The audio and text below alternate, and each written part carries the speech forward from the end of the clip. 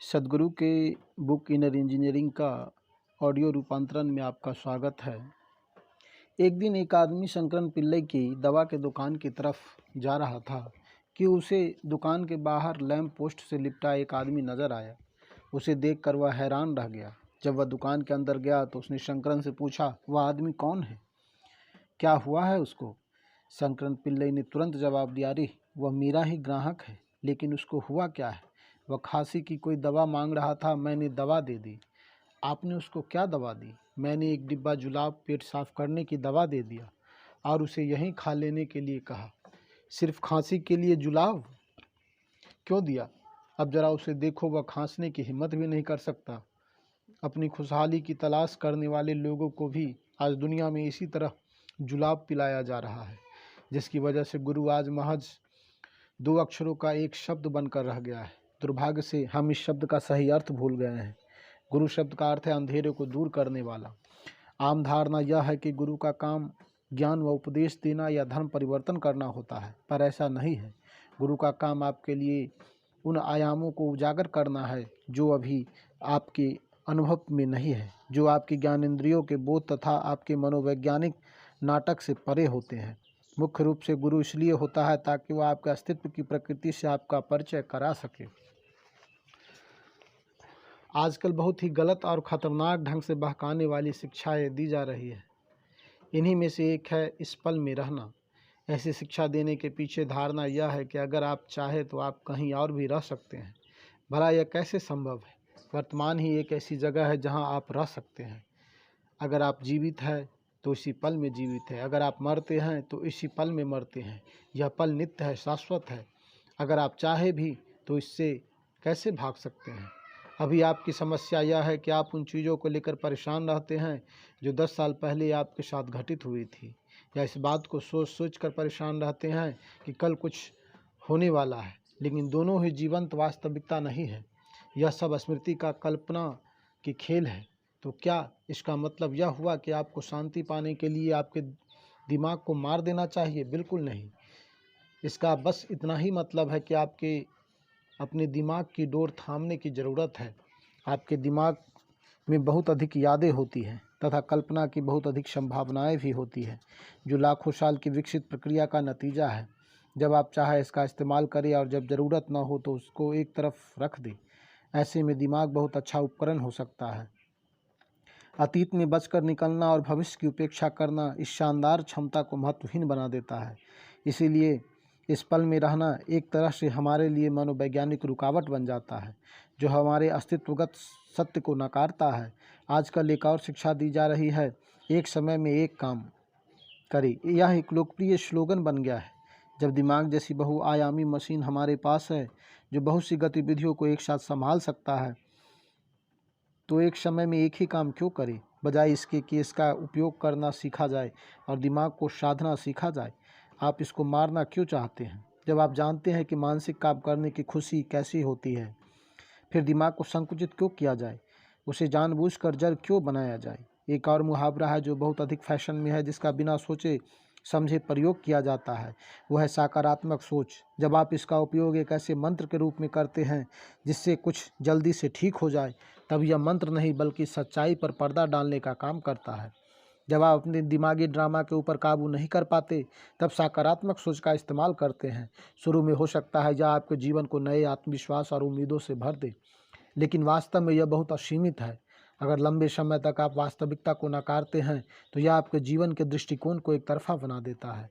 इसके अलावा इंसान की खुशहाली को स्वर्ग को एक्सपोर्ट करने का कारोबार काफ़ी समय से चला आ रहा है, और यह दावा किया जा रहा है कि संसार का मूल प्रेम है।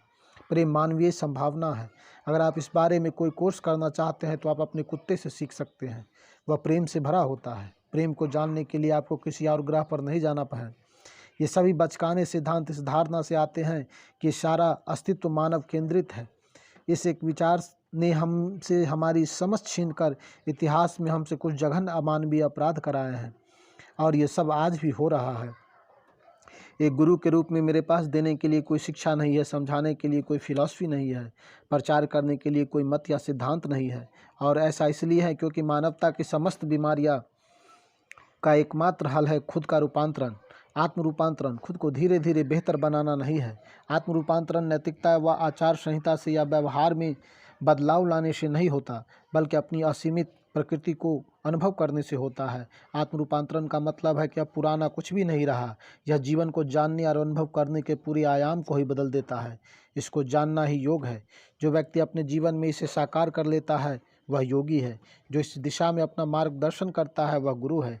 इस पुस्तक के माध्यम से मेरा उद्देश्य है कि आनंद आपका हमेशा का संगी साथी बन जाए। इसे एक वास्तविकता बनाने के लिए यह पुस्तक आपको कोई उपदेश नहीं बल्कि एक विज्ञान भेंट करती है। कोई शिक्षा नहीं बल्कि एक तकनीक भेंट करती है। कोई नियम नहीं बल्कि एक मार्ग भेंट करती है। उस विज्ञान की खोज करने का, उस तकनीक के ऊपर काम करने का, उस रास्ते पर चलने का अब समय आ गया है। इस गुरु यात्रा की मंजिल नहीं है बल्कि वह रोड मैप है।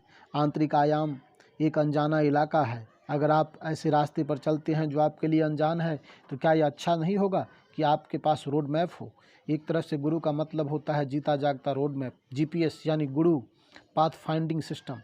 और इसीलिए है 2 अक्षरों का यह नाम बदनाम शब्द है। आपका काम दोगुना आसान बनाने के लिए मैंने सोचा इसे 4 अक्षरों का बना दूँ, सद्गुरु। जब मैंने अपनी शुद्ध बुद्ध खो दी, मैसूर शहर में एक चलन है, अगर आपके पास करने के लिए कुछ है तो चामुंडी पहाड़ी पर जाइए, और अगर करने के लिए कुछ नहीं है तो भी चामुंडी पहाड़ी पर जाइए। अगर आप किसी से प्यार करते हैं तो चामुंडी पहाड़ी पर जाइए, और अगर आप किसी से प्यार आपका दिल टूट गया है तो भी चामुंडी पहाड़ी पर जाना ही है। एक दोपहर मेरे पास करने के लिए कुछ नहीं था और हाल में ही मेरा दिल भी टूटा था, इसीलिए मैं चामुंडी पहाड़ी पर चला गया। एक स्थान पर मैंने अपनी मोटरसाइकिल खड़ी की और करीब 2/3 पहाड़ी चढ़ने के बाद एक चट्टान पर बैठ गया। वह मेरी ध्यानशिला थी। वह काफ़ी समय से थी। उस चट्टान पर बैगनी बेर व बरगद के नाटे पेड़ ने अपनी मजबूत जड़ें जमाई हुई थी। वहाँ से शहर का मनोरम दृश्य दिखाई देता था। उस क्षण तक मेरा जो अनुभव था उसके अनुसार मेरा शरीर और मन दोनों मैं थे और शेष विश्व बाहरी। लेकिन अचानक मुझे भान नहीं रहा था कि मैं क्या था और क्या नहीं। मेरी आंखें अभी भी खुली थी, लेकिन मैं जिस हवा में सांस ले रहा था, जिस पत्थर पर मैं बैठा था, सब मैं बन गया था। वहाँ जो कुछ था सब मैं था। मैं सचेत होते हुए भी चेतन नहीं था। चीज़ों में फ़र्क कर पाने की इंद्रियों की प्रकृति खो चुकी थी। इस बारे में जितना ज़्यादा कहूँगा उतना ही ज़्यादा पागलपन हो लगेगा, क्योंकि जो हो रहा था वह अवर्णनीय था। मेरा मैं हर जगह व्याप्त था। हर चीज़ अपनी तय सीमाओं से परे विस्तार कर रही थी। हर चीज़ विस्तृत होकर दूसरी हर चीज़ में समा रही थी। यह संपूर्णता की आयाम रहित एकता थी। बस वही पल अब मेरा जीवन है, जो बहुत सुंदरता से बरकरार है। जब मुझे होश आया तो ऐसा लगा कि महज 10 मिनट गुजरे हैं, लेकिन मेरी घड़ी की सुइयाँ बता रही थी कि शाम के 7:30 बजे चुके थे, यानी 4.5 घंटे बीत चुके थे। मेरी आंखें खुली थी, सूरज ढल चुका था और अंधेरा हो गया था। मैं पूरी तरह से सतर्क था, लेकिन उस पल तक जिसे मैं मानता था वह पूरी तरह से गायब हो चुका था। मैं रोने धोने वालों में से नहीं हूँ, मगर फिर भी चामुंडी पहाड़ी की उस चट्टान पर 25 साल की उम्र में मैं इतना उन्मत्त था कि मेरी आंसू बह रहे थे और मेरी कमीज़ गीली हो चुकी थी। शांत और खुश रहना मेरे लिए कोई मसला नहीं था। जैसा चाहा वैसा ज़िंदगी बिताई। मैं 60 के दशक में बड़ा हुआ। वह बिटल्स और ब्लू जींस का दौर था। मैंने यूरोपीय दर्शन और साहित्य में दोस्तोयेवस्की, कामू, काफ्का और उन जैसे अन्य लेखकों को पढ़ रखा था, लेकिन यहाँ अपने अस्तित्व के एक बिल्कुल अलग आयाम से मेरा विस्फोटक ढंग से सामना हुआ, जिसकी मुझे तनिक भी जानकारी नहीं थी। मैं उल्लास और आनंद की एक बिल्कुल नई अनुभूति से भीग चुका था, जिसका न तो मैंने कभी अनुभव किया था, न ही उसकी संभावना की कल्पना ही की थी। इस बारे में जब मैंने अपने संशयी दिमाग पर जोर डाला तो मुझे इतना ही समझ आया कि शायद मैं अपना मानसिक संतुलन खो बैठा हूँ। फिर भी यह सब इतना खूबसूरत था कि मैं इसे गंवाना नहीं चाहता था। अलबत्ता उस दोपहर को क्या हुआ था उसे बताने में मैं कभी पूरी तरह समर्थ नहीं हो पाया। शायद उसे बयान करने का सबसे अच्छा तरीका यह है कि मैं ऊपर गया और फिर नीचे नहीं आया। मैं फिर कभी नीचे आया ही नहीं। मेरा जन्म मैसूर में हुआ अपने महलों और बाग बगीचों के लिए मशहूर दक्षिण भारत की सुंदर और शाही नगरी मैसूर एक दौर में राजधानी हुआ करती थी। मेरे पिताजी डॉक्टर और माँ घरेलू महिला थी। मैं 4 भाई बहनों में सबसे छोटा था। स्कूल में मैं ऊब जाता था और तो और मेरे लिए कक्षा में बैठना भी असंभव था, क्योंकि मैं देख सकता था कि अध्यापक जो सिखाते थे उसका उनकी अपनी ज़िंदगी में ही कोई मतलब नहीं था। जब मैं 4 साल का था तब घर की आया मुझे स्कूल छोड़ने जाती थी। मैंने उसे कह रखा था कि वह मुझे स्कूल के गेट पर ही छोड़ दे, अंदर नहीं आए। जो ही वह मुझे छोड़कर जाती मैं पास की घाटी की तरफ भाग निकलता, जहाँ जीवन अनगिनत अनूठे रूपों में फल फूल रहा था। मैं पिताजी की दवाइयों की अलमारी से मिली खाली बोतलों में तरह तरह के कीड़े मकोड़े, मेंढक और सांप इकट्ठे करने लगा। कुछ महीने बाद जब माता पिता को पता चला कि मैं स्कूल से गायब रहता हूँ तो इस बारे में जानकर वे बहुत नाराज हुए। घाटी के मेरे इस जीव शास्त्र के अभियान को बरसाती नाले में वक्त बर्बाद करना कहकर खारिज कर दिया गया। बड़ों की सुस्त व नीरस दुनिया ने मेरे इस अभियान को नाकाम कर दिया, जैसा कि मेरे साथ अक्सर होता था। तब मैंने अपना ध्यान कहीं और लगा दिया और करने के लिए कुछ और ढूंढ लिया। बाद के वर्षों में मैं जंगल में इधर उधर घूमने, सांप व मछलियाँ पकड़ने और पहाड़ों व पेड़ों पर चढ़ने में अपना वक्त बिताना ज़्यादा पसंद करने लगा। लंच बॉक्स व पानी की बोतल के साथ अक्सर मैं पेड़ की सबसे ऊंच डाल पर चढ़ जाता। शाखाओं का हिलना डुलना मुझे समाधि जैसे अवस्था की ओर ले जाता, जहां मैं नींद में भी होता और पूरी तरह सतर्क भी। पेड़ पर समय का बिल्कुल बोध नहीं रहता था। सुबह 9 बजे से लेकर शाम 4:30 बजे स्कूल की छुट्टी की घंटी बजने तक वहीं बैठा रहता। बहुत बाद में चलकर मुझे एहसास हुआ कि जीवन के उस दौर में ही अनजाने में मैं ध्यान करने लगा था। बाद में जब मैंने पहली बार लोगों को ध्यान सिखाना शुरू किया तो वह हमेशा झूम कर किया जाने वाला ध्यान, स्विंग मेडिटेशन होता था। यकीनन तब ध्यान शब्द से मेरा पाला भी नहीं पड़ा था। मुझे तो बस पैर का उस तरह हिलना पसंद था जो मुझे नींद और जागरण के से परे की अवस्था में ले जाता था। कक्षा में बैठने के अलावा हर चीज़ में मेरा मन लगता था। यह दुनिया जिस तरह से बनी है, धरती के अलग अलग इलाकों के भूगोल और लोगों के रहन सहन के बारे में जानना, तो मैं दूर देहात के धूल भरी सड़कों पगडंडियों पर अपनी साइकिल लेकर निकल पड़ता और हर दिन कम से कम 35 किलोमीटर का सफ़र तय करता था। घर पहुंचते पहुंचते मैं धूल और कीचड़ से बुरी तरह सन जाता था। मैं जहां जहां से गुजरता उन इलाकों का नक्शा अपने दिमाग में खींचना मुझे अच्छा लगता था। मैं जब भी अकेला होता अपनी आंखें बंद करके मैं मन में उन सभी स्थानों का नक्शा खींचता, हर एक चट्टान का, सभी टीलों का, एक एक पेड़ का, जुताई के बाद अलग अलग दिखती ज़मीन, खेतों में उगती फसलें और अलग मौसम में, ये सब मुझे लुभाते थे। इसी वजह से मैं थॉमस हार्डी के लेखन की तरफ आकर्षित हुआ। इंग्लैंड के भूभाग के उनके वर्णन कई पन्नों में फैले रहते हैं। आसपास की दुनिया को मैं उसी तरह अपने जेहन में सहेज रहा था। आज भी वह सब मेरे दिमाग के एक चलचित्र की तरह कैद है। अगर मैं चाहूँ तो बेहद स्पष्टता और बारीकी से वह सब दोहरा सकता हूँ जो मैंने उन सालों में देखा था। मैं घोर शंकाशील था। अगर मेरे परिवार वाले मंदिर जाते तो 5 साल की उम्र में मैं भी मेरे पास उनके लिए ढेर सारे सवाल होते थे। ईश्वर कौन है? वह कहाँ रहता है? वहाँ ऊपर ऊपर कहाँ होता है? कुछ साल बाद कई और सवाल मुझे मथने लगे। स्कूल में बताया गया कि धरती गोल है, लेकिन अगर हमारी धरती गोल है तो किसी को कैसे मालूम कि ऊपर किस तरफ है? इन सवालों के जवाब कभी कोई नहीं दे पाया। इसीलिए मैं मंदिर के अंदर कभी नहीं गया। ऐसे में वे मजबूर होकर मुझे जूते चप्पलों की रखवाली करने वालों के पास छोड़ देते थे। वह मुझे बहुत ज़ोर से बार बार अपनी तरफ खींचते हुए पकड़े रखता था। वह जानता था कि अगर उसने मुझे छोड़ा तो मैं उसकी नज़र हटते ही भाग जाऊंगा। बाद के सालों में मुझे यह साफ दिखता था कि रेस्तरां में निकलते हुए लोगों के चेहरे मंदिर से बाहर निकलने वाले लोगों के मुकाबले ज़्यादा प्रसन्न रहते थे। यह बात मुझे हैरान कर देती थी। हालांकि मैं शंकाशील था, लेकिन इसको मैंने अपनी पहचान नहीं बनाया। हर चीज़ को लेकर मेरे पास ढेरों सवाल थे, लेकिन कभी किसी निर्णय पर पहुंचने की ज़रूरत महसूस नहीं हुई। दरअसल मुझे काफ़ी जल्दी यह एहसास हो गया था कि मैं किसी भी चीज़ के बारे में कुछ नहीं जानता। इसका नतीजा यह हुआ कि मैं अपने आसपास की हर चीज़ पर बहुत ज़्यादा ध्यान देने लगा। अगर कोई मुझे एक गिलास पानी देता तो मैं गिलास को लगातार घूरता रहता। अगर मैं एक पत्ती उठाता तो उसे भी लगातार देखता।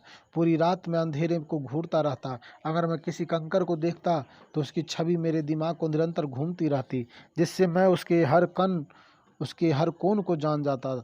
था। मैंने यह भी देखा कि भाषा इंसान की रची एक साजिश से अधिक कुछ नहीं है।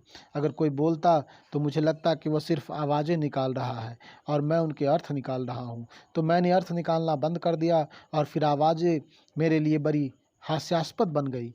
मैं देख सकता था कि उनके मुंह बनाई ध्वनियाँ उगल रहे हैं। अगर मैं एकटक देखता रहता तो इंसान भी विघटित होकर ऊर्जा के एक धुंधले गोले में तब्दील हो जाता। तब सिर्फ आकृतियाँ ही बच जाती। असीम अज्ञानता की इस स्थिति में किसी भी चीज़ के ऊपर मेरा ध्यान चला जाता। डॉक्टर होने के नाते पिताजी सोचते कि मेरे मनोवैज्ञानिक परीक्षण की ज़रूरत है। वे कहते यह लड़का हर वक्त किसी न किसी चीज़ को बिना पलक झपकाए घूरता रहता है, लगता है पागल हो गया है। मुझे यह हमेशा से अजीब लगता है कि दुनिया इस बात को नहीं समझती कि मैं कुछ नहीं जानता कि अवस्था कितनी गहन है। जो लोग विश्वासों और मान्यताओं से इस अवस्था को नष्ट कर देते हैं वे एक बड़ी संभावना जानने की संभावना से पूरी तरह से चूक जाते हैं। वे इस बात को भूल जाते हैं कि मैं कुछ नहीं जानता। एक द्वार है, जानने और ढूंढने का एकमात्र द्वार। माँ मुझसे कहती थी कि मेरे अपने अध्यापकों पर अब ध्यान दिया करो। मैंने वही किया जिस तरह का ध्यान मैंने उनकी बातों पर दिया, वैसा कभी भी कहीं और किसी ने नहीं दिया होगा। मुझे नहीं मालूम कि वो क्या कर रहे होते थे, पर जब मैं कक्षा में होता था तो बगैर पलक झपकाए उन्हें एकटक घूरता रहता। किसी कारण से उन्हें यह हरकत कुछ खास पसंद नहीं आया। एक शिक्षक ने मुझसे जवाब सुनने की हर संभव कोशिश की, लेकिन जब मैं चुप रहा तो उन्होंने मुझे कंधे से पकड़ा और बुरी तरह से झकझोर दिया। उन्होंने कहा, तुम या तो देवता हो या शैतान। फिर उन्होंने आगे कहा, और मुझे लगता है कि तुम शैतान हो। मैंने खास अपमानित महसूस नहीं किया। इससे पहले तक मैं अपने आसपास की हर चीज़ को अचरज की दृष्टि से देखता था, रेत के एक कण से लेकर ब्रह्मांड तक को। लेकिन सवालों की जटिल जंजाल में हमेशा एक निश्चितता थी, और वह थी मैं को लेकर। लेकिन मेरे शिक्षक को क्रोधपूर्ण कथन ने मेरे लिए कई और सवाल खड़े कर दिए। मैं कौन था? इंसान, देवता, शैतान, क्या था? जवाब के लिए मैंने खुद को घूरने की कोशिश की, लेकिन जवाब नहीं मिला। तो मैं अपनी आंखें बंद करके इसका जवाब ढूंढने की कोशिश करने लगा। मिनट से घंटे हो जाते और मैं अपनी आंखें बंद किए बैठा रहता। जब मेरी आंखें खुली होती तब हर चीज़ मुझे हैरान करती थी। चींटी, पत्ती, बादल, फूल, अंधकार, हर चीज़। लेकिन मेरे लिए हैरत की बात यह थी कि जब मैं अपनी आंखें बंद करता तब कुछ चीज़ें मेरे ध्यान पहले से ज़्यादा खींचती थी। जैसे किस तरह शरीर धड़कता है, किस तरह अलग अलग अंग काम करते हैं, आंतरिक ऊर्जा किन रास्तों से गुजरती है, शारीरिक संरचना किस तरह लय में रहती है, और यह तथ्य की हदें सिर्फ बाहरी दुनिया तक सीमित है। इस चिंतन ने मेरे सामने मानव तंत्र की पूरी प्रक्रिया खोल कर रख दी। मैं यह या वह हूँ जैसे आसान जवाब तक पहुँचाने के बजाय इस चिंतन में यह एहसास कराया कि अगर मैं चाहूँ तो मैं सब कुछ हो सकता हूँ। हालांकि यह किसी नतीजे पर पहुँचना भी नहीं था। मैं को लेकर मेरी निश्चितता भी तब जाकर खत्म हुई जब इंसान होना क्या होता है कि गहन समझ पैदा हुई। स्वयं को एक स्वतंत्र इकाई के रूप में जानने की मेरी समझ को इसने पिघला दिया। मैं एक स्पष्ट प्राणी बन गया। अजीब अजीब तरह के अपने सभी तरीकों के बावजूद यह एक चीज़ जो मैं अनुशासित ढंग से करता रहा वह था मेरा योगाभ्यास। 12 साल की उम्र में गर्मी की छुट्टी में मेरे योगाभ्यास की शुरुआत हुई। हर साल दादाजी के पुश्तैनी घर पर हम सभी चचेरे भाई बहन इकट्ठे होते थे। मकान के पीछे हिस्से में 150 फुट गहरा एक पुराना कुआं था। जब बहनें लुका छुपी खेलती थी तब हम लड़के आमतौर पर कुएं में कूदने और उससे बाहर आने का खेल खेलते थे। कुएं में कूदना और ऊपर चढ़कर बाहर निकलना दोनों ही चुनौती भरे होते थे। अगर इसे सही तरीके से नहीं किया जाए तो सिर दीवार से टकराकर चकनाचूर हो सकता था। यही नहीं, चढ़ते समय सीढ़ियाँ नहीं होती थी। चट्टान की खुरदरी सतह पर हाथ और पांव जमा जमा कर चढ़ना पड़ता था। कई बार तो अधिक दबाव के चलते नाखून लहूलुहान हो जाते थे। बस कुछ ही लड़के यह करतब दिखा पाते थे। मैं उनमें से एक था और इसमें माहिर था। एक दिन 70 साल के एक बुजुर्ग वहाँ पर आए। उन्होंने कुछ देर तक हमें यह करतब करते हुए देखा, फिर बगैर कुछ कहे कुएं में कूद पड़े। हमें लगा कि वे डूब गए होंगे, लेकिन वे मेरे मुकाबले अधिक तेज़ी से चढ़कर बाहर आ गए। मैंने अपने अहम को किनारे रखकर उनसे सिर्फ एक सवाल पूछा, आपने यह कैसे किया? उन्होंने कहा, चलो योग सीखो। मैंने एक पिल्ले की तरह उनका अनुसरण किया और इस तरह मैं मल्ला डिहल्ली स्वामी वे बुजुर्ग इसी नाम से जाने जाते थे का शिष्य बना और योग सीखने लगा। पहले हर सुबह मुझे जगाना पूरे घर के लिए एक मुश्किल काम होता था। परिवार के लोग मुझे बिस्तर पर बैठाने की कोशिश करते और मैं फिर से लुढ़क कर सो जाता। मेरी माँ दांत साफ करने के लिए मेरे हाथ में ब्रश थमाती तो मैं उसे मुंह में रख कर सो जाता था। वे निराश होकर मुझे गुसल खाने में धकेलती और मैं वहाँ भी सो जाता। लेकिन योग शुरू करने के 3 महीने बाद से मेरा शरीर हर सुबह 3:30 बजे अपने आप जागने लगा, वो भी बिना किसी बाहरी कोशिश के। आज भी यही होता है। जागने के बाद मैं तुरंत योगाभ्यास में लग जाता। मैं किस जगह और किस हालात में हूँ इस बात से कोई फर्क नहीं पड़ता था। उसमें एक दिन भी नागा नहीं हुआ। यह आसान सा योग अंगमर्दन था। यह शरीर योग की एक प्रणाली है जो मांसपेशियों और हाथ पैरों को मजबूत बनाती है। यह शारीरिक और मानसिक तौर पर मुझे बाकी लोगों से अलग करता था। बस इतना ही, या मैं ऐसा मानता था। समय के साथ औपचारिक शिक्षा से मेरा भरोसा उठ गया। हालांकि इसका मतलब यह नहीं था कि मैं उसे दोष ढूंढ रहा था। मुझसे इतना उत्साह और इतनी जीवंतता थी कि मैं हर चीज़ में खुद को शामिल रखना चाहता था। लेकिन स्पष्टता उस उम्र में भी मेरी सबसे बड़ी विशेषता थी। मुझे पढ़ाया जा रहा था, उसमें असंगतियाँ या खामियाँ मैं जानबूझकर नहीं ढूंढ रहा था, बल्कि वे अपने आप दिख जाती थी। मैंने अपने जीवन में कभी कोई चीज़ खोजने या पाने की कोशिश नहीं की। मैं बस देखता हूँ और यही चीज़ अब मैं लोगों को सिखाने की कोशिश कर रहा हूँ। अगर आप वाकई अध्यात्म को जानना चाहते हैं तो किसी चीज़ को पाने की कोशिश मत कीजिए। लोगों को लगता है कि अध्यात्म ईश्वर या सत्य का परम तत्व को खोजना पाना। समस्या यह है कि आपने खुद ही यह तय कर लिया है कि आप क्या खोजना चाहते हैं। आप जिस चीज़ को ढूंढ रहे हैं वह महत्वपूर्ण नहीं है, बल्कि देखने की क्षमता महत्वपूर्ण है। दुनिया में आज बगैर किसी उद्देश्य को देखने की क्षमता खो गई है। हर कोई मनोवैज्ञानिक प्राणी बन गया है। वह हर चीज़ का मतलब निकालना चाहता है। खोजना किसी चीज़ की तलाश नहीं है, यह आपके बोध है। आपको देखने की क्षमता को बढ़ाना है। हाई स्कूल के बाद मैसूर विश्वविद्यालय के पुस्तकालय में मैंने अपनी पढ़ाई खुद करने का बीड़ा उठाया।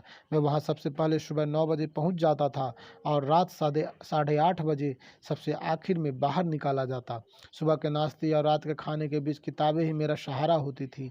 हालांकि मैं हमेशा से भूखर था, लेकिन पूरे 1 साल मैंने दिन का भोजन नहीं किया।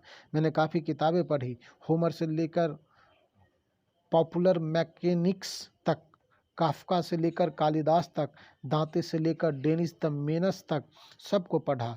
उस 1 साल में मैंने काफ़ी जानकारी हासिल की, लेकिन अब सवाल पहले से और ज़्यादा हो गए थे। मेरी माँ के आंसुओं ने मुझे मजबूर कर दिया कि मैं मैसूर विश्वविद्यालय के अंग्रेजी साहित्य पढूं, लेकिन मैंने अपने साथ हर वक्त अनंत सवाल ढूंढना जारी रखा। पुस्तकालय और मेरे अध्यापक दोनों के पास इनके जवाब नहीं थे। एक बार फिर मेरा ज़्यादातर समय कक्षा से बाहर बीतने लगा।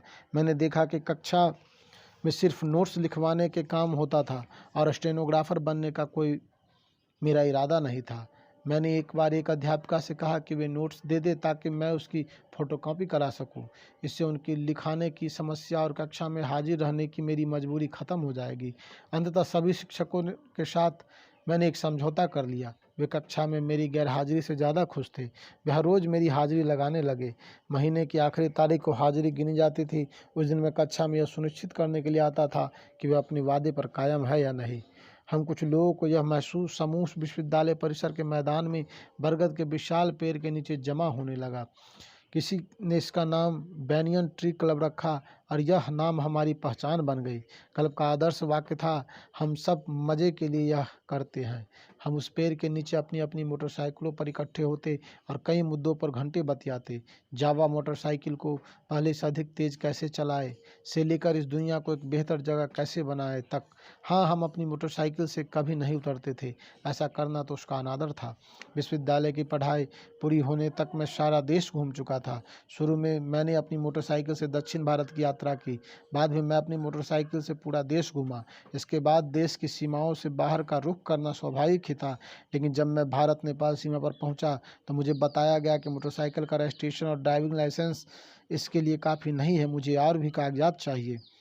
इसके बाद यह मेरा लक्ष्य बन गया कि मैं किसी तरह इतने पैसे कमा सकूं कि अपने मोटरसाइकिल की पर दुनिया की सैर कर पाऊँ। यह सिर्फ घूमने की लालसा नहीं थी।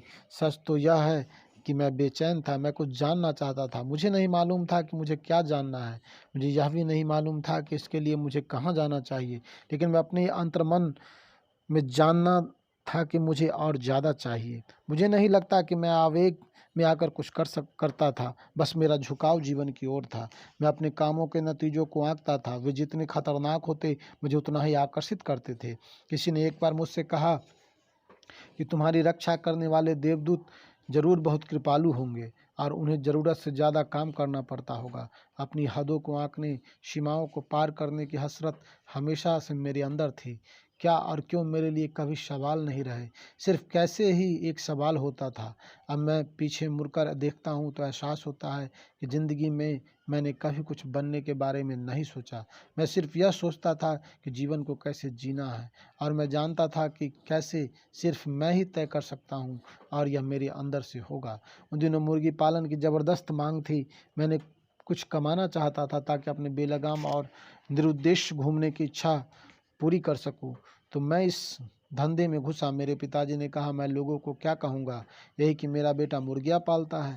लेकिन मेरे अकेले अपने दम पर अपना मुर्गी पालन फार्म शुरू किया। धंधा चल निकला, मुनाफा बढ़ने लगा। मैं हर सुबह इस काम को 4 घंटे देता था। बाकी समय पढ़ने, कविता लिखने, कुएं में तैरने, ध्यान लगाने और बरगद के विशाल पेड़ पर बैठकर दिवास्वप्न देखने में गुजारता था। सफलता ने मुझे जोखिम लेने के लिए उकसाया। मेरे पिताजी हमेशा अफसोस करते थे कि उनके बेटे के अलावा हर कोई इंजीनियर या उद्योगपति बन गया, प्रशासनिक सेवा में भर्ती हो गया या फिर अमेरिका चला गया। हर जगह जिस किसी से मैं मिलता, मेरे दोस्त, रिश्तेदार, मेरे स्कूल और कॉलेज के पुराने शिक्षक, वे कहते, ओह, हमें लगता था कि तुम अपनी ज़िंदगी में कुछ बनोगे, पर तुम तो इसे बर्बाद कर रहे हो। मैंने इस चुनौती को स्वीकार कर लिया। एक सिविल इंजीनियर दोस्त के साथ साझेदारी में मैंने भवन निर्माण का व्यवसाय शुरू किया। 5 साल में हम एक बड़ी कंस्ट्रक्शन कंपनी बन गए और हमारी गिनती मैसूर के अग्रणी ठेकेदारों में होने लगी। मेरे पिताजी को यकीन नहीं होता था, लेकिन वे खुश थे। मैं जोश से भरपूर और अपने इरादों को पक्का था। मुझे उत्साह था और मैं नई चुनौतियों के लिए तैयार रहता था। जब आपको हर काम में सफलता मिलने लगती है तो लगता है कि सभी ग्रह आपके चक्कर काट रहे हैं, ना सूरज के। जबकि 1982 की उस दोपहर को मैंने अपनी चेक मोटरसाइकिल से चामुंडी पहाड़ी पर जाने का फैसला किया, तब मैं इसी तरह का नौजवान था। तब मुझे अंदाज़ा नहीं था कि मेरी ज़िंदगी पहले की तरह नहीं रह जाएगी। बाद में जब मैंने अपने दोस्तों से इस बारे में बातचीत की करने की कोशिश की, उस दिन पहाड़ी पर मुझे क्या हुआ था, तो वे मुझसे बस इतना ही कह सके, क्या तुमने पी रखी थी, क्या तुमने कोई नशा किया था। वे इस नए आयाम के बारे में मुझसे ज़्यादा बेखबर थे जो अचानक मेरी ज़िंदगी में विस्फोट की तरह आया था। इससे पहले कि मैं इसका मतलब निकालना शुरू करता, मुझे फिर वही अनुभव हुआ। 1 हफ्ते बाद की घटना है। परिवार वालों के साथ मैं खाने की मेज़ पर बैठा था। मुझे लगा कि वह बस 2 मिनट तक चला, लेकिन 7 घंटे बीत चुके थे। मैं पूरी होशो हवास में वहीं बैठा हुआ था, लेकिन जिस मैं को मैं जानता था वह अब वहाँ नहीं बचा था। बाकी सब कुछ वहाँ मौजूद था और वक्त गुजर गया। मुझे याद है कि परिवार के कई लोगों ने मेरे कंधे पर थपकी दी थी, मुझसे पूछा कि क्या हुआ, मुझसे खाना खाने को कहा। मैंने बस अपना हाथ उठाकर उन्हें जाने के लिए कहा। तब तक वे मेरी अजीबोगरीब हरकतों के आदी हो चुके थे, इसलिए उन्होंने मुझे अकेला छोड़ दिया। जब मैं सामान्य स्थिति में लौटा तो सुबह के 4:15 बज रहे थे। ऐसे अनुभव बार बार होने लगे। जब भी ऐसा होता तो लगातार कई घंटों तक मैं न तो कुछ खाता और न सोता, बस एक जगह बैठा रहता। एक बार तो यह अनुभव 13 दिनों तक चला। जब यह शुरू हुआ तब मैं एक गांव में था। यह अवस्था अभिभूत करने वाली और अकथनीय शांति और परमानंद की अवस्था थी। गांव वाले मेरे इर्द गिर्द इकट्ठे हो गए और एक दूसरे से फुसफुसाने लगे, ओह, ये जरूर समाधि में होंगे। समाधि शरीर से परे आनंद की एक अवस्था है जिसके बारे में भारतीय आध्यात्मिक परंपराओं में काफ़ी कुछ लिखा गया है। भारत उस तरह का देश है जिसमें लोगों में आध्यात्मिकता की पारंपरिक समझ है, पर मुझे उसका जरा भी अंदाज़ा नहीं था। मैं तो ब्लू डेनिम जींस पहनने वाला इंसान था। जब मैं उस अवस्था में बाहर आया तो कोई मुझे फूलों की माला पहनाना चाहता था, तो कोई मेरे पैर छूना चाहता था। यह सब मुझे पागलपन लगा। मुझे यकीन नहीं हो रहा था कि कोई मेरे साथ ऐसा करना चाहेगा। एक और दिन मैं दोपहर में खाना खा रहा था। मैंने मुंह से अपना निवाला रखा ही था कि अचानक वही अनुभव हुआ। उस पल मैं अपनी इंसानी पाचन की चमत्कारी प्रक्रिया को अनुभव कर पा रहा था। एक ऐसी प्रक्रिया जिससे एक बाहरी चीज़ धरती का एक टुकड़ा मेरा हिस्सा बन रहा था। बौद्धिक स्तर पर हम ये सब यह जानते हैं कि धरती का एक हिस्सा भोजन हमारा पोषण करता है और फिर एक दिन हमारा शरीर उसी धरती का पोषण करने के लिए उसी मिट्टी में मिल जाता है जिसने कभी हमें जीवन दिया था। लेकिन जब यह बोध अनुभव के स्तर पर प्रकट हुआ तो इसने मैं कौन हूँ के लिए मूलभूत दृष्टिकोण को ही बदल दिया। धरती समेत अपने आसपास की हर चीज़ के साथ मेरे संबंधों में ज़बरदस्त बदलाव आ गया। हम में से हर एक में मौजूद इस साधारण बुद्धिमत्ता के प्रति मैं जागरूक होता चला गया। जो रोटी के एक टुकड़े या एक सेब की एक दोपहर में इंसानी शरीर में रूपांतरित कर सकता हूँ, यह कोई छोटी बात नहीं। जब मैंने अपनी पूरी चेतना में उस बुद्धिमत्ता को, जो सृष्टि का स्रोत है, स्पर्श करना शुरू किया तो मेरे आसपास अकथनीय लगने वाली चीज़ें घटित होने लगी। मैंने जिन चीज़ों को स्पर्श किया वे किसी न किसी तरीके से रूपांतरित हो गई। लोग मेरी तरफ देखते थे और अब उनकी आंखों से आंसू बहने लगते थे। कई लोगों ने दावा किया कि बस मुझको देखने भर से ही उन्हें शारीरिक और मानसिक पीड़ा से मुक्ति मिल गई। मैंने खुद को भी कुछ ही घंटों में ऐसी बीमारियों से स्वस्थ होते पाया है जिनसे ठीक होने में मुझे सामान्य चिकित्सक देखभाल के माध्यम में महीने लग गए होते। हालांकि इन सब बातों को मैंने कोई महत्व नहीं दिया। बहरहाल बाहरी और अंदरूनी हकीकत को रूपांतरित करने की मेरी यह क्षमता मेरे भीतर और मेरे आसपास आज भी काफ़ी नाटकीय ढंग से जारी है। ऐसा नहीं था कि मैंने इस हासिल करने की अपनी तरफ से कोई कोशिश की थी।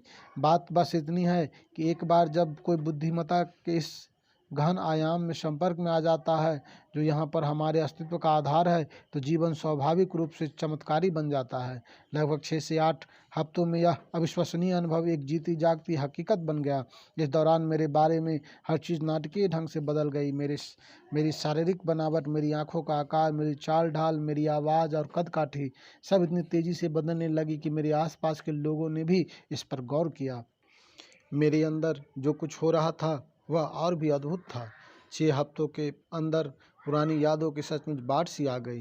कई जन्मों की यादाश्त लौट कर आई जब मैं अपने अंदर एक ही पल में घटित हो रही लाखों अलग अलग चीज़ों के बारे में जागरूक हो गया था।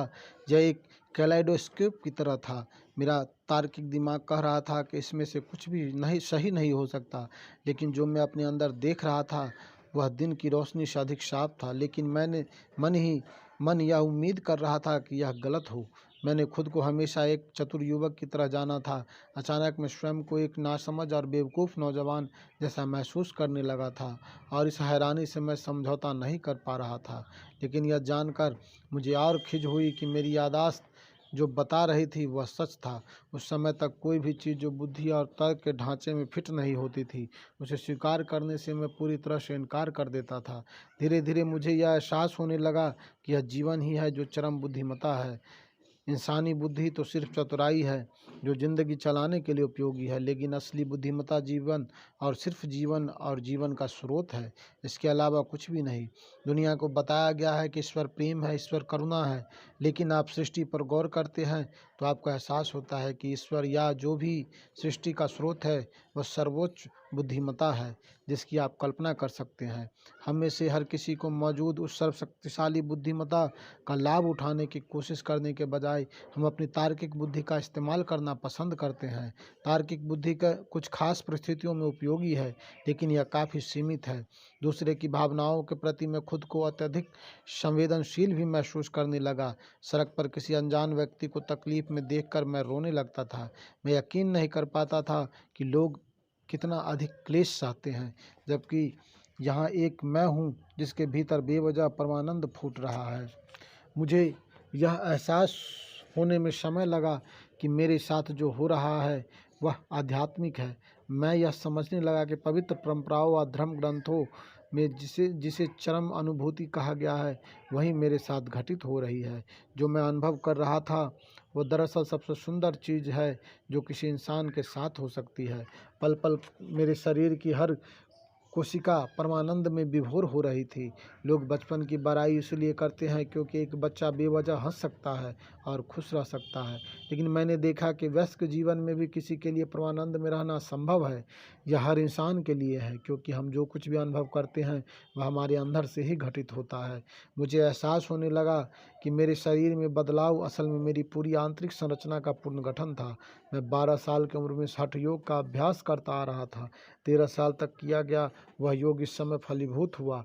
योग दरअसल शरीर के पुनर्निर्माण का तरीका है ताकि वह ज़्यादा बड़े मकसद की पूर्ति कर सके। मानव शरीर हाड़ मांस के एक टुकड़े की तरह भी काम कर सकता है और सृष्टि के स्रोत के रूप में भी।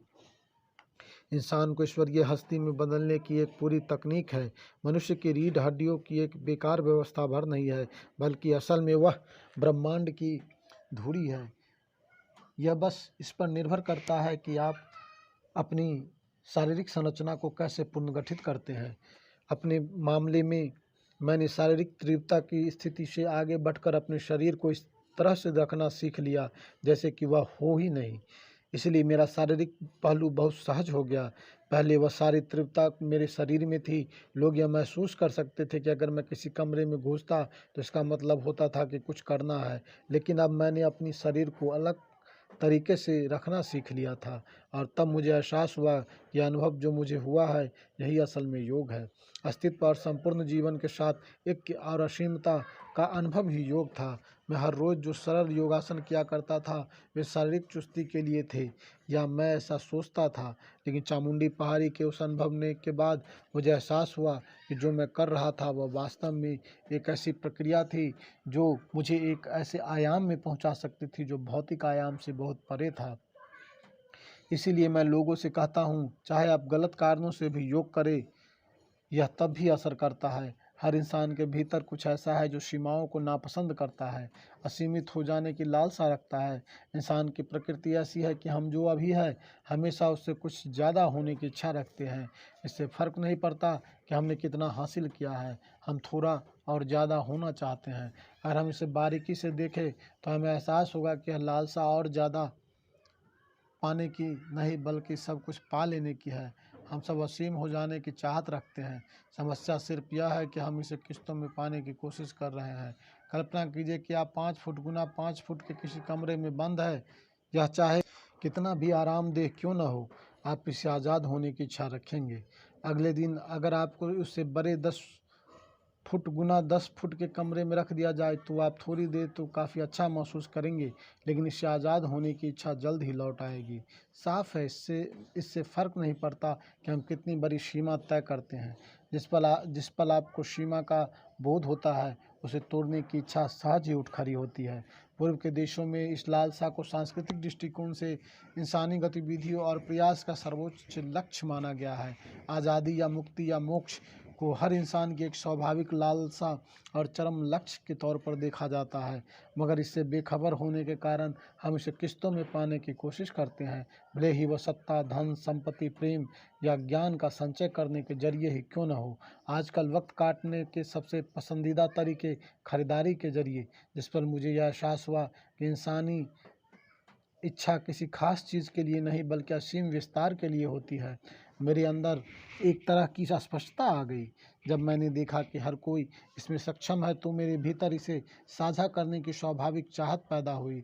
तब से मेरा लक्ष्य यही बन गया, किसी भी तरह से इसका अनुभव को दूसरे लोगों तक पहुंचाऊं, ताकि यह समझ सके कि आनंद, आज़ादी या असीमता की अवस्था से उन्हें वंचित नहीं रखा जा सकता, जब तक कि वे स्वयं जीवन के सहज उल्लास में रुकावट न बने।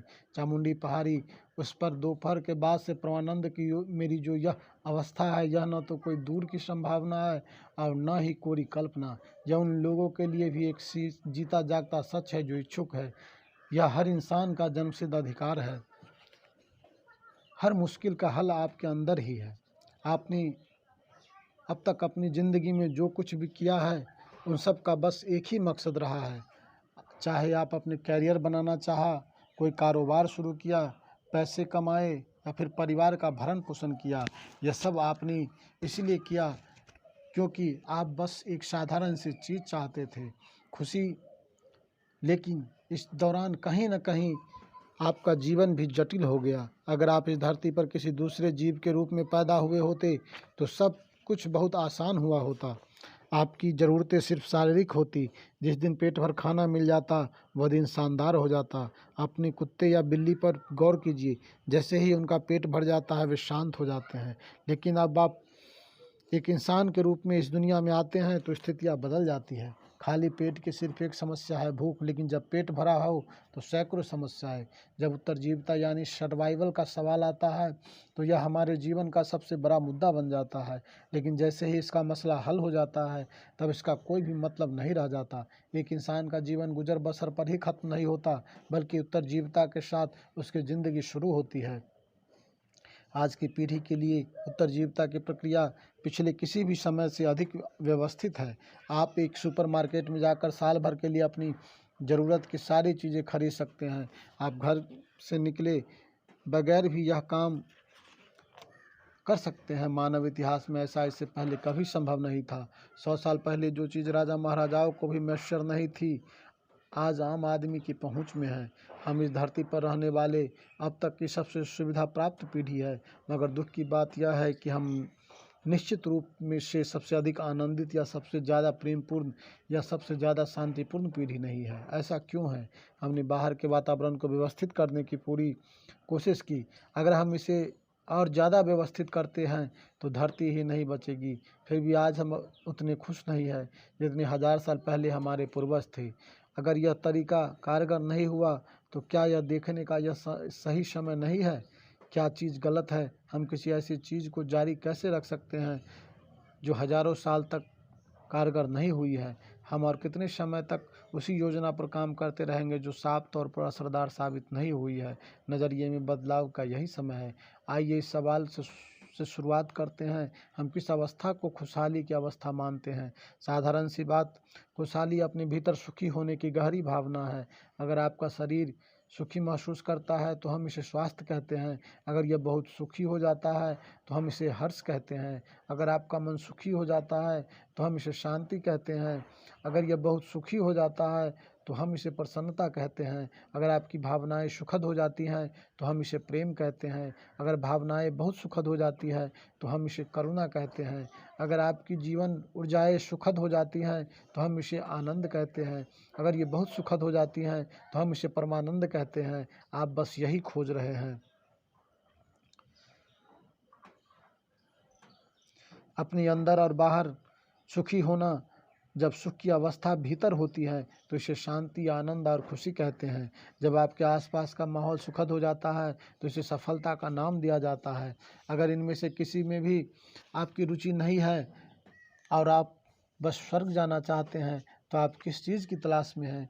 दूसरे लोग की सफलता। इसलिए इंसान के समस्त अनुभव सिर्फ सुखद और अप्रिय अवस्थाओं के अलग अलग रूप है। लेकिन आपने जीवन में कितनी बार एक पूरा दिन आनंद पूर्वक गुजारा है? चिंता, नाराजगी, चिढ़ या तनाव के एक पल के बिना? कितनी बार आप पूरे 24 घंटे पूरी तरह से प्रसन्न रहे हैं? आपके साथ ऐसा आखिरी बार कब हुआ था? कितनी आश्चर्यजनक बात है कि धरती पर ज़्यादातर लोगों का एक दिन भी बिल्कुल वैसा नहीं बीतता जैसा वे चाहते हैं। हाँ, ऐसा कोई नहीं है जिसने खुशी, शांति या आनंद का अनुभव न किया हो, लेकिन यह हमेशा क्षणिक रहा है। वे इसे बरकरार नहीं रख पाते। वे इसे पा तो लेते हैं मगर इसका क्षय होता रहता है, और ऐसे होने के लिए किसी बड़ी उथल पुथल की ज़रूरत नहीं पड़ती। दरअसल बेहद साधारण से चीज़ों से ही लोग अपना संतुलन खो बैठते हैं। यह कुछ इस तरह से हैं, आप आज घर से बाहर निकले और किसी ने आपसे कह दिया कि आप दुनिया में सबसे खूबसूरत व्यक्ति है, और आप साथ में आसमान पर उड़ने लगते हैं। लेकिन फिर आप घर आते हैं तो वहाँ आपके अपने आप को बता देते हैं कि आप वास्तव में क्या है। सब कुछ टूट कर बिखर जाता है। यह कुछ जाना पहचाना सा लगता है। आपको अपने भीतर से प्रसन्न रहने की ज़रूरत क्यों है? जब आप बिल्कुल साफ़ है, जब आप अंदर से खुश होते हैं तो आप स्वाभाविक रूप से अपने आसपास के हर व्यक्ति, हर चीज़ के लिए सुखद हो जाते हैं। आप दूसरों के प्रति अपनी भावना रखें, यह बताने के लिए आपको किसी धर्मग्रंथ या सिद्धांत की ज़रूरत नहीं है। जब आप अपने अंदर इच्छा महसूस करते हैं तो इसका कुदरती परिणाम होता है। शांतिपूर्ण समाज और आनंदमय संसार बनाने के लिए आंतरिक प्रसन्नता का होना एक अचूक नुस्खा है। इसके अलावा दुनिया में आपकी सफलता इस बात पर निर्भर करती है कि आपने कितने बेहतर ढंग से अपने शरीर और दिमाग की क्षमताओं का उपयोग किया है। सफलता पाने के लिए आपके अंदर प्रसन्नता का मौलिक गुण की तरह मौजूद होनी चाहिए। सबसे बढ़कर आज इस बात के पर्याप्त चिकित्सीय और वैज्ञानिक सबूत है कि आपका शरीर और दिमाग तभी बेहतर ढंग से काम करते हैं जब आप प्रसन्न रहते हैं। कहा जाता है कि अगर आप 24 घंटे तक आनंद की स्थिति में रह सकते तो आपकी बौद्धिक क्षमता लगभग दोगुनी हो सकती है। बस आंतरिक अवस्था को शांत करके और अस्पष्टता को दिशा देकर इसे हासिल किया जा सकता है। अब जिसे आप मैं कहते हैं वही जीवन ऊर्जा कभी बहुत खुश रहती है, कभी दुखी, कभी शांत तो कभी उथल पुथल की अवस्था में। एक ही जीवन ऊर्जा इन सारी स्थितियों को पैदा कर सकती है। इसलिए अगर आपको यह विकल्प दिया गया होता कि आपकी जीवन ऊर्जा किस तरह से अभिव्यक्त हो तो आप किसे चुनेंगे? आनंद, क्लेश, प्रसन्नता, अप्रसन्नता? जवाब साफ है। बस इसके तरीके हर व्यक्ति के लिए अलग अलग हो सकते हैं। चाहे आप पैसे कमाने की कोशिश कर रहे हैं या शराब पी रहे हैं या स्वर्ग जाने की कोशिश में हैं, आपका एकमात्र लक्ष्य खुशी पाना है। अगर आप कहते हैं कि आपकी दिलचस्पी इस दुनिया में नहीं है और आपके जीवन का मकसद सिर्फ स्वर्ग जाना है, तब भी आप सिर्फ खुशी की तलाश कर रहे हैं।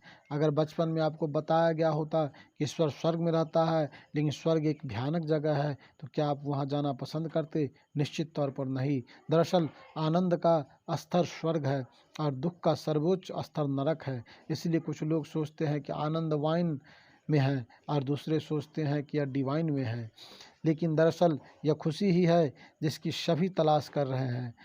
आपके और आपकी खुशी के बीच एक ही रुकावट है, वो यह कि आपने अपने विचारों व भावनाओं को भीतर से निर्देश लेने के बजाय बाहर से निर्देश लेने दिया है।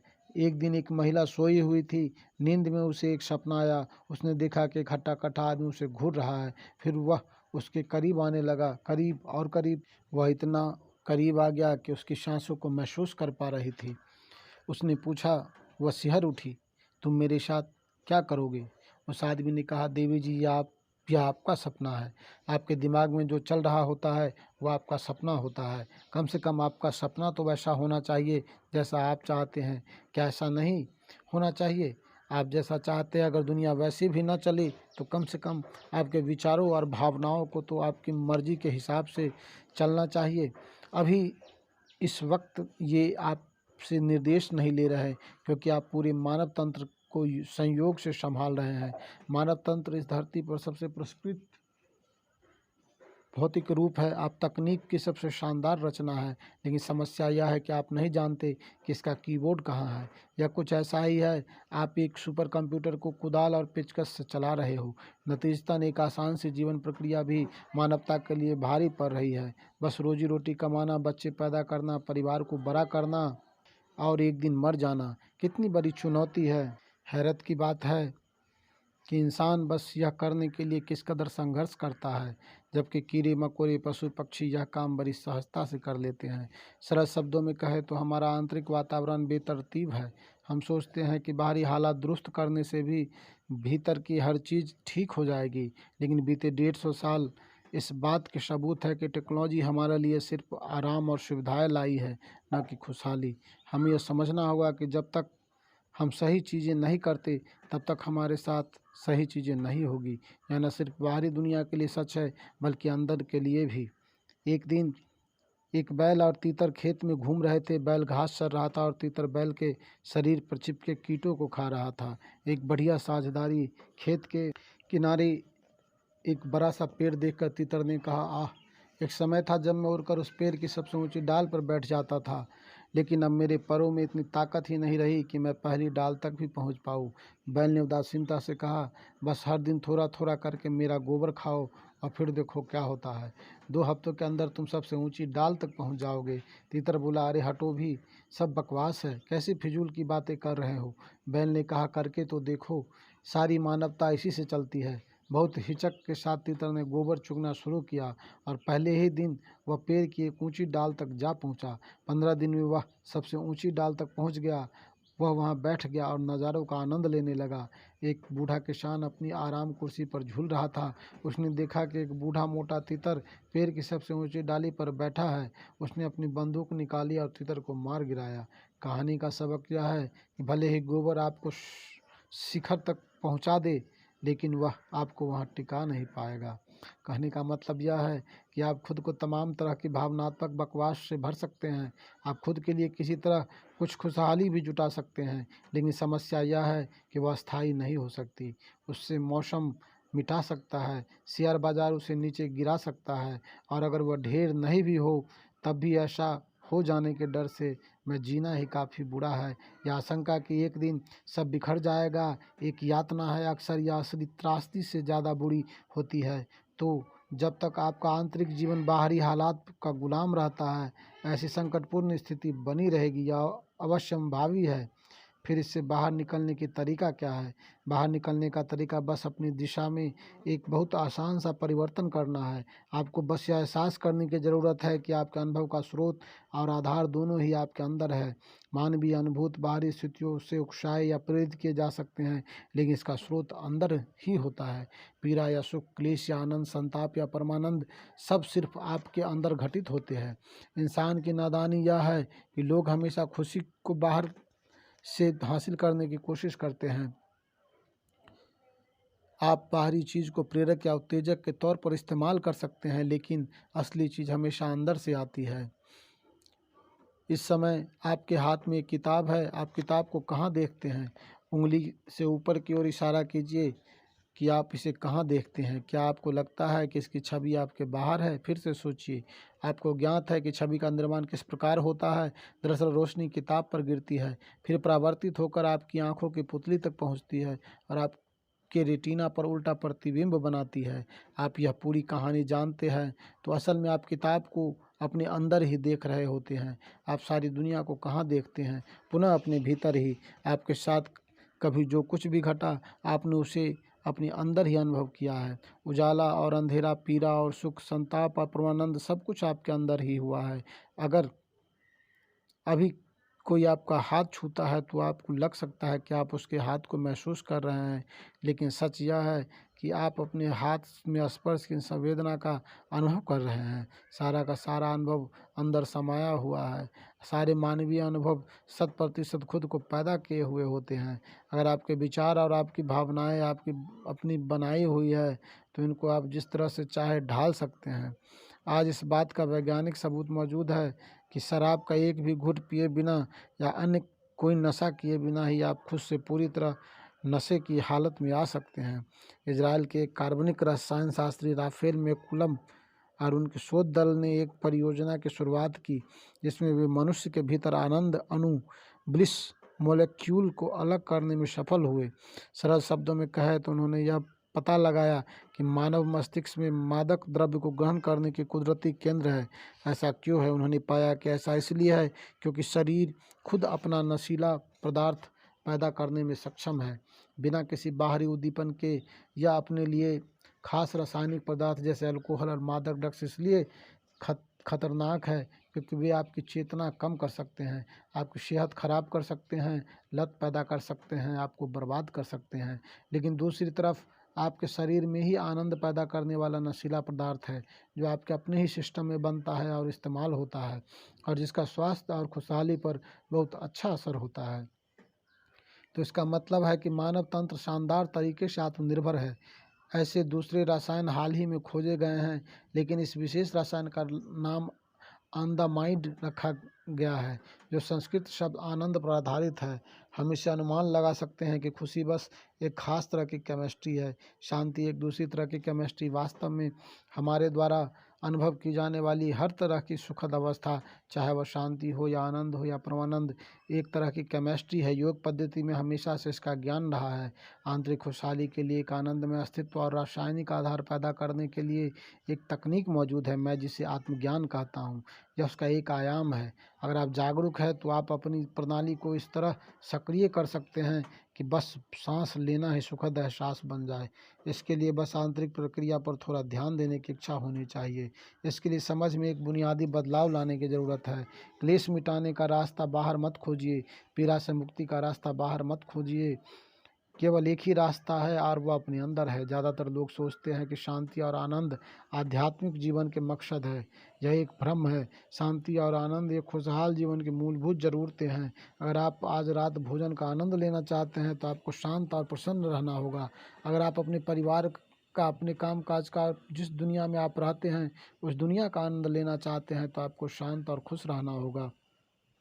शांति और खुशी ऐसी चीज़ें नहीं है जो आप जीवन के अंत में हासिल करते हैं, वे आपके जीवन का आधार है। अगर आप शांति को अंतिम लक्ष्य मानते हैं तो आप सिर्फ कब्र में शांति से आराम कर पाएंगे। इस धरती पर आध्यात्मिकता सबसे ज़्यादा भ्रष्ट शब्दों में से एक है। शांति पाने के लिए आध्यात्मिक मार्ग पर मत चलिए। बात यह है कि ज़्यादातर लोग शांति से इतने वंचित हैं कि वे इसे चरम आकांक्षा मानते हैं। जब कुछ साल पहले मैं तेल अवयुव में था तो मुझे बताया गया कि सालों अभिवादन करने का सर्वोच्च तरीका है। मैंने कारण पूछा। मुझे बताया गया कि क्योंकि इसका मतलब शांति है। मैंने कहा जब तक कि आप मध्य पूर्व के किसी देश में न हो तब तक शांति सबसे बड़ी आकांक्षा होगी। अगर आप 10 दिनों से बिना कुछ खाए एक वीरान टापू पर हो और अचानक ईश्वर आपके सामने आ जाए तो आप उनको त्रिप्रकाश के रूप में देखना चाहेंगे या फिर रोटी के रूप में। भारत में कुछ समुदाय भोजन को ईश्वर की तरह पूजते हैं क्योंकि वे लंबे समय तक भोजन से वंचित रहे हैं। कैलिफोर्निया में प्रेम ही ईश्वर है। आप जिस भी चीज़ से वंचित होते हैं वही सर्वोच्च आकांक्षा की तरह दिखती है। याद रखने की बात यह है कि इनमें से कोई भी चीज़ आपको हमेशा के लिए शांति नहीं देती। मानव जीवन की लालसा असीमित विस्तार की है और केवल यही चीज़ आपको शांत कर सकती है। आध्यात्मिक आकांक्षा ऐसा विकल्प नहीं है जिसे विकसित किया जाए या प्रेरित खोज भी नहीं है, बल्कि यह कुदरती चाहत है। लेकिन जब तक आप इसको सचेतन होकर नहीं संभालते इससे लाभ नहीं होगा। जब शांत होना, आनंद में होना और खुश रहना एक कोशिश नहीं रह जाती तब आप स्वाभाविक रूप से खोजने लगते हैं। तब आप जीवन की प्रकृति को जानना चाहते हैं। इस धरती पर रहस्यवाद या आध्यात्मिकता सिर्फ उन्हीं जगहों पर विकसित हुई है जहां लोगों ने अपनी प्रकृति से परमानंद में होने की तकनीक सीख ली थी। ऐसा इसलिए है क्योंकि जब आप आनंद में होते हैं तो सिर्फ तभी आप ग्रहणशीलता के सर्वोच्च अवस्था में होंगे और जीवन के सभी पहलुओं के बारे में खोजने को सचमुच इच्छुक होंगे, वरना आप हिम्मत नहीं करेंगे। क्योंकि अगर खुश रहना ही आपके लिए एक बड़ी चुनौती है तो आप दूसरी चुनौती का सामना नहीं कर सकते। एक बार की बात है, 85 साल का एक बूढ़ा आदमी लुसियाना में मछली पकड़ने गया। जब वह उस दिन काम खत्म करने ही वाला था तभी उनकी कांटे में एक मेढक फंस गया। जब वह उसे कीचड़ में छोड़ रहा था तब मेढक ने कहा, मुझे प्यार से चूम लो और मैं एक खूबसूरत युवती बन जाऊंगा। बुजुर्ग इंसान काफ़ी देर तक मेढक को देखता रहा। चुंबन की आशा में मेढक ने अपने होंठ आगे कर दिए। तब उस बूढ़े आदमी ने मेढक को अपनी मछलियों के झोले में रख लिया। मेढक चिल्लाया, क्या तुमने मेरी बात नहीं सुनी? सिर्फ एक चुंबन और मैं वाकई एक खूबसूरत युवती बन जाऊंगा। बूढ़े आदमी ने कहा, इस उम्र में खूबसूरत युवती के साथ मैं ज़्यादा कुछ नहीं कर सकता। हाँ, अगर तुमको चूमने से मैं एक सजीला युवा राजकुमार बन जाता तो बात अलग होती, लेकिन अभी भी तुम बात करने वाले मेढक हो। यकीन करो, मुझे इसमें कमाई दिख रही है। अपनी नाकाबिलियत के कारण विकल्प चुनना जीवन में समाधान नहीं ला सकता। अपनी प्रकृति में से खुश रखने में नाकाबिल होने से जीवन के सबसे आसान मुद्दे भी काफ़ी जटिल समस्या जैसे लग सकते हैं। शांतिमय और आनंदमय रहना इंसानों के लिए अभी सबसे बड़ी समस्या बन गई है। मानवीय सुख की तलाश में हम इस धरती को तहस नहस किए दे रहे हैं। साधारण चीज़ें जैसे शांतिपूर्ण, प्रसन्न और प्रेम में होना चरम आकांक्षा इसलिए बन चुकी है क्योंकि लोग जीवन प्रक्रिया पर ध्यान दिए बिना ही जी रहे हैं। ज़्यादातर लोगों का जीवन से मतलब होता है जीवन से जुड़ी सहायक चीज़ें, जैसे उनका काम, उनका परिवार, उनके रिश्ते, वह घर जिसमें वे रहते हैं, वह कार जिसे वे चलाते हैं, वे कपड़े जिन्हें वे पहनते हैं, वह भगवान जिसकी वे पूजा करते हैं। एक चीज़ जिससे वे चूक जाते हैं वह है जीवन, यानी जीवन प्रक्रिया, वह मूलभूत जीवन को जो आप खुद है। जीवन एक अनावश्यक संघर्ष बन जाता है जिस पल आप किसी ऐसी चीज़ को जो आप नहीं है अपनी पहचान बनाने की बुनियादी गलती करते हैं। शांति व आनंद की बुनियादी ज़िंदगी के बाहरी पर सच्चाइयों पर ध्यान देने पर नहीं, बल्कि अपने आंतरिक प्रकृति तक पहुंच बनाने और उसे व्यवस्थित करने पर निर्भर करती है। जो चीज़ आपकी संवेदना की सीमाओं में है आप सिर्फ उसे ही अनुभव करने में समर्थ है। लेकिन अगर आप अपनी संवेदना की सीमा विस्तृत कर देते हैं तो आप यह बैठकर हर किसी को खुद के रूप में अनुभव कर सकते हैं। आप इसे और विस्तृत करके पूरे ब्रह्मांड का अनुभव उसी तरह कर सकते हैं जैसे आप अपने शरीर को महसूस करते हैं। जब मेरे अंदर समावेश की यह भावना आई तो मुझे समझ आया कि प्रेम में और करुणा में होना कोई विचार नहीं, संवेदना या सहानुभूति के साथ जीना कोई गूढ़ सिद्धांत नहीं। इंसान इसी तरीके से बना है। आपने समय के साथ जो कुछ संचित किया है, जिसमें आपका शरीर और दिमाग भी शामिल है, अगर आप इसे अपनी पहचान नहीं बनाते तो आप इसे अनुभव कर पाएंगे। आत्मज्ञान न तो कोई सिद्धि है और न ही उपलब्धि, यह घर वापसी है। आपकी इंद्रियां आपको ऐसा महसूस कराती है कि आप बाहरी दुनिया को अनुभव कर रहे हैं, लेकिन आपने कभी बाहरी चीज़ों का अनुभव नहीं किया। जब आपको यह एहसास होता है कि आपके सारे अनुभव भीतर से आते हैं तो इसी पूर्ण घर वापसी को आत्मज्ञान कहते हैं। मेरा जीवन बस ऐसे तरीके विकसित करने के लिए समर्पित है जिनसे लोग इस समावेशन का अनुभव कर सके। अगर हमें वाकई ऐसे समाधान निकालने हैं जो हर किसी के लिए कारगर है तो मानवता को इस समावेशन के चरम रूप का अनुभव करना होगा, और यह संभव है। हर किसी के स्वाभाविक रूप से आत्मज्ञानी न होने की वजह बस इतनी है कि लोगों ने दुनिया को अच्छे और बुरे, भगवान और शैतान, बड़े और छोटे, पवित्र और अपवित्र, शुद्ध अशुद्ध, स्वर्ग नरक में बांट रखा है। ये समांतर रेखाएं हैं जो कभी नहीं मिलेगी। अगर आपने इस अस्तित्व को अपने भीतर विभाजित कर दिया तो खुशहाली और आज़ादी की अस्थायी अवस्था तक पहुँचने का कोई तरीका नहीं बचता। आपको बताया गया है कि अपने दुश्मन से प्रेम करो। अगर आप पहले किसी पर दुश्मन का थप्पा लगा देते हैं और तब उससे प्रेम करने की कोशिश करते हैं तो यह बहुत यातनापूर्ण होगा। जब आप सृष्टि को इस तरह विभाजित कर देते हैं तो पूर्ण समावेशन की स्थिति तक पहुंचने का कोई तरीका नहीं रह जाता। समस्या यह है कि इंसान एक बुनियादी अंतर भूल चुका है। आंतरिक और बाहरी का अंतर, अपने होने और बाहरी दुनिया से आदान प्रदान करने के तरीकों में भी अंतर नहीं कर पाते। हालात या रिश्ते की प्रकृति के मुताबिक लेन देन अलग अलग होते हैं। लेन देन कितने भी दूर के या कितने भी अतरंग हो, हमेशा नियमों या मानदंडों से संचालित होते हैं। लेकिन जब बात हमारी आंतरिक प्रकृति की आती है तो सिर्फ एक सिद्धांत लागू होता है। असीमित एकात्म। हमारी भौतिक और सामाजिक दुनिया सीमाओं से संचालित होती है, लेकिन हमारी भीतरी दुनिया को किसी सीमा की जरूरत नहीं है।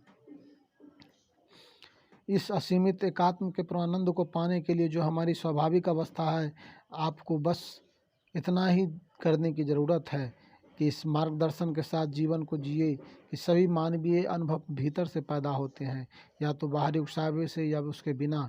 बस इतनी सी बात है। अगर आप इसे अपने भीतर पूर्णतः स्थापित कर लेते हैं तो आपके आदान प्रदान के नतीजे तकलीफ दे नहीं रह जाएंगे। इससे आपका क्या मतलब है? लोग अक्सर मुझसे पूछते हैं, हो सकता है बतौर योगी आपके लिए असंभव है, लेकिन हम लोग जो असली दुनिया में रहते हैं अपने लेन देन के टकराव से कैसे मुक्त करें? मैं उन्हें याद दिलाता हूँ कि मैं किसी गुफा में नहीं रहता, मैं भी लोगों का नेतृत्व करता हूँ। मैं 30 लाख से ज़्यादा स्वयंसेवियों के साथ दुनिया भर में काम कर रहा हूँ। स्वयंसेवी का मतलब है कि वे जो काम कर रहे हैं उसके लिए वे आम तौर पर प्रशिक्षित नहीं होते और आप उन्हें निकाल भी नहीं सकते। क्या आप जानते हैं कि ऐसे हालात संभालना कितना मुश्किल होता है? इस मायने में मेरा जीवन तो सबसे ज़्यादा मुश्किल होना चाहिए, लेकिन आप मुझे कभी परेशान नहीं देखेंगे क्योंकि मेरा अस्तित्व किसी की तरफ से बाहरी चीज़ों का गुलाम नहीं है या कोई अलौकिक या दिव्य उपलब्धि नहीं है। हर किसी के लिए इस तरह से रहना संभव है।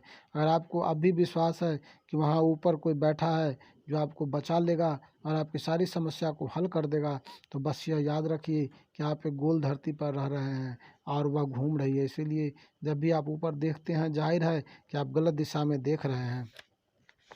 इस लगातार फैलने वाले विशाल ब्रह्मांड में ऊपर क्या है और नीचे क्या है, इसका आपको जरा भी अंदाज़ा नहीं है। इस ब्रह्मांड में कहीं भी यह चिन्हित नहीं है कि इस तरफ क्या है, इस तरफ ऊपर है। अभी आप सिर्फ इतना अंतर जानते हैं कि अंदर क्या है और बाहर क्या है। हालांकि योगी के लिए यह भेंट भी मिट चुका है। हजारों साल पहले एक योगी हिमालय के ऊपरी इलाकों में प्रकट हुआ। वे आदि योगी यानी पहले योगी के तौर पर जाने गए। उन्होंने योग के विज्ञान को अपने 7 शिष्यों को दिया, जिन्होंने बाद में उसे दुनिया भर में फैलाया। उन्होंने इन शिष्यों को आत्मखोज और रूपांतरण की अकल्पनीय गूढ़ प्रणाली प्रदान की। यह इस क्रांतिकारी सिद्धांत पर आधारित है कि इंसान के लिए सचेतन रूप से विकास करना संभव है। यह जैविक विकास की तरह नहीं जो हमारी सचेतन भागीदारी के बिना होती है। आध्यात्मिक विकास सचेतन तरीके से हो सकता है। आदि योगी ने हमें बताया कि इसके लिए बस इच्छुक होने की ज़रूरत है।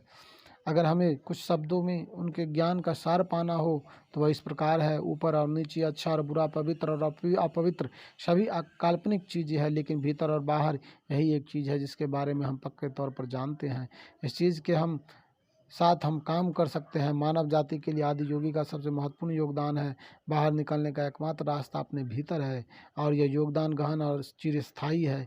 एक बार की बात है, दक्षिण भारत में एक आदमी ईशा योग केंद्र ढूंढते हुए आया। वह पास के गांव में पहुंचा और वहां एक स्थानीय लड़के से पूछा, ईशा योग केंद्र कितने दूर है? लड़के ने अपना सिर खुजलाते हुए 24,996 मील। वह आदमी चौंक गया, क्या इतनी दूर? लड़के ने कहा, हाँ, आप जिस तरफ जा रहे हैं उधर से इतनी ही दूर है, लेकिन अगर आप यहाँ से पलट जाते हैं तो बस 4 मील दूर है। अगर आप बाहर की तरफ जाते हैं यह एक अंतहीन यात्रा है, लेकिन अगर आप भीतर की तरफ मुड़ जाते हैं तो सिर्फ एक पल की दूरी है। उस एक पल में सब कुछ बदल जाता है। उस एक पल में आप खुशी की खोजी नहीं रह जाते, बल्कि